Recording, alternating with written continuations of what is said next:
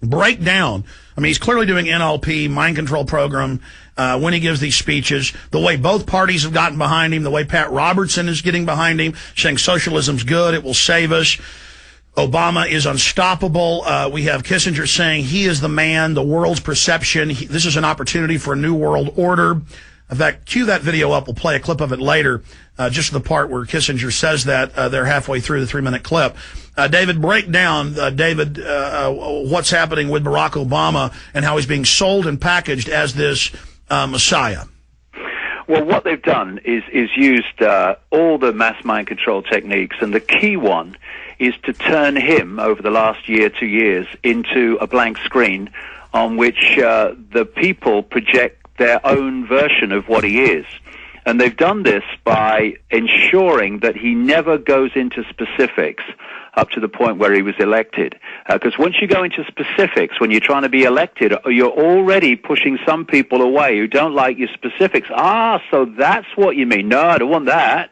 So what he's done is just continually repeated the mantra of, I stand for change, I stand for hope, and I stand for something to believe in. Now, the change idea is very effective because of the way the system screws people. At any point in time, the vast numbers of people are not happy with their status quo, the way their life is.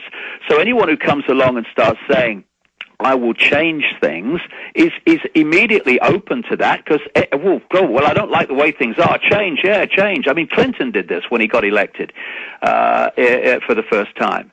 And so they created a blank screen with Obama on which the people projected their version of what those themes meant. And so he became all things to all men and all women, those that could see through him, that is. And that's got him elected. And what it's done, and I'm sure that there have been many other subliminal, even technological, I would say definitely technological effects that have been attacks on the human perception, so that they have actually started to see this guy in messianic terms. I mean, I've spoken to people, and I think, I'm going to click my fingers in a minute, mate, so you wake up when they're talking about this fellow. And I found that in Africa as well.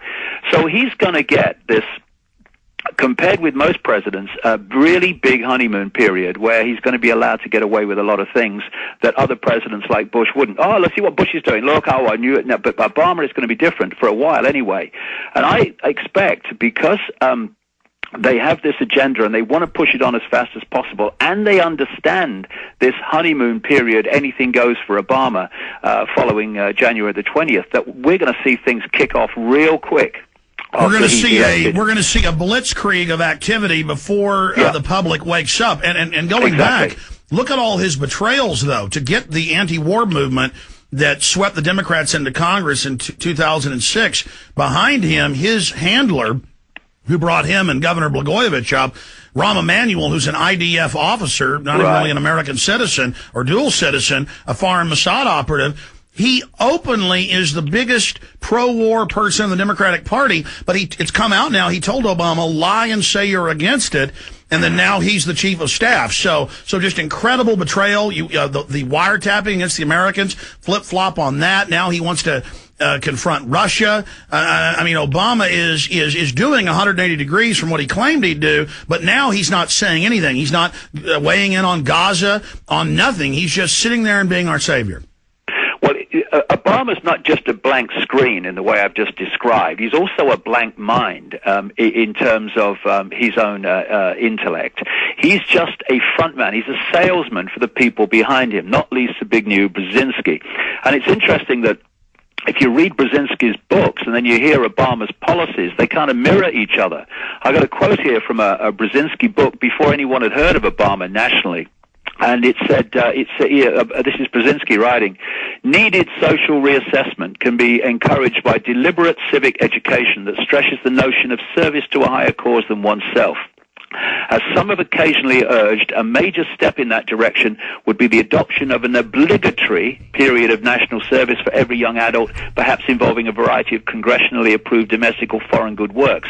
Now, of course, Obama has been talking about exactly that. And this is a key phrase here in terms of Obama, that stresses the notion of service to a higher cause than oneself. This is going to be one of the great ways that Obama sells the tyranny.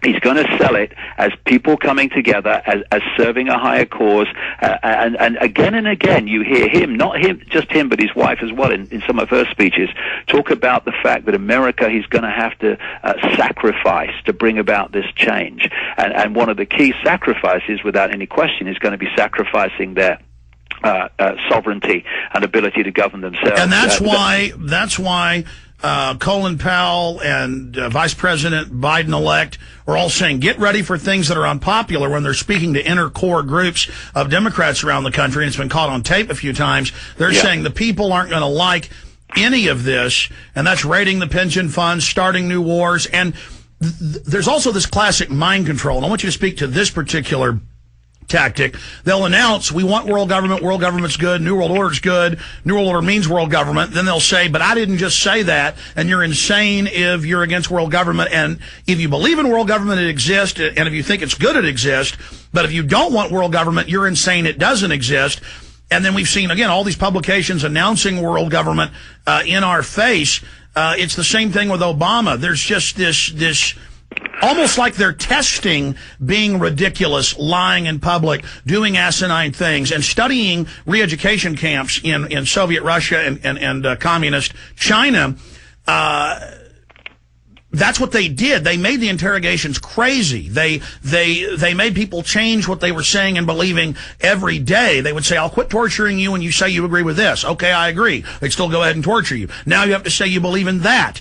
And it goes back to O'Brien in 1984, where, of course, Eric Blair, George Orwell, was writing about being a former secret police member in India and then a propagandist at BBC, at this mind control program of setting the precedence that the police can shoot somebody unarmed, restrained in the back, and then nobody gets in trouble. Setting the precedence just for unbelievable corruption. Yeah, one of the things that they're always doing is pushing things as far as they can, and they're looking for a public reaction. If they don't get the public reaction against them that is a problem to them, then they'll go ahead with whatever they've announced. If they get a massive public reaction, then they'll just start denying it and saying it's ridiculous, and these people who are saying it are crazy, and they'll realize that they're going to have to do it in another way, maybe in two steps rather than one step. Case in point. First, they said there was no Trans-Texas Corridor on CNN and Fox. They said Ron Paul was insane, that it didn't exist. On and on and on and on.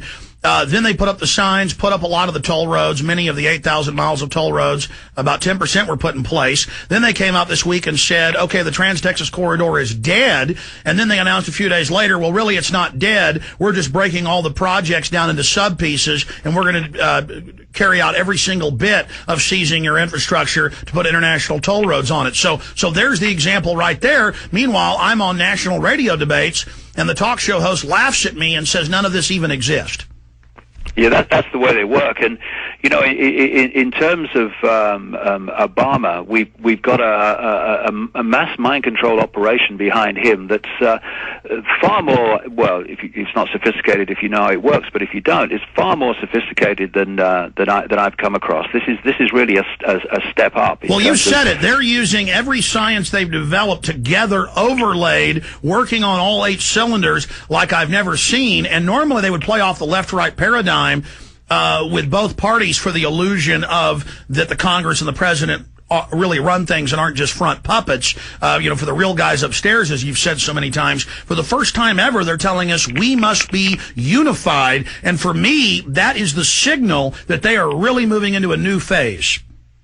Well, it was interesting. Years and years ago, when I was researching this back in the early 90s, I came across a lady called Kitty Little, who was an Oxford Don, and she told me that she attended a talk by someone at Oxford University in like the 1940s.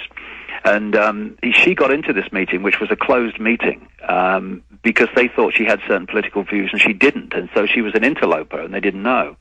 And this man stood up and he made the speech, and he said that there was an organization that had no name. He said, we don't give it a name because it's much more difficult to track it down if it doesn't have a name. He said it has a political wing, and it has what he called a biological wing. The head of the biological wing was Lord Richter Rothschild, and he said, was the head of that time of the political wing. And he said, as a result, there was going to come a point where he was going to become Prime Minister of Britain, and his name was Harold Wilson, and he became Prime Minister of Britain in the early 60s, and apart from 4 years until 1975. But what he said in that speech was that the infiltrators of this conspiracy were going to go into the left wing, the right wing of the Labour Party, which was perceived then as a left-wing party, and they were going to go into the left wing of the Conservative Party, which was perceived as a right-wing party, because he said people instinctively don't like extremists, so we're going to pose as moderates. He said, and what's going to happen is from control of both these parties, we're going to fuse them together to the point where they become one party under two names, or three names with the Liberal Party.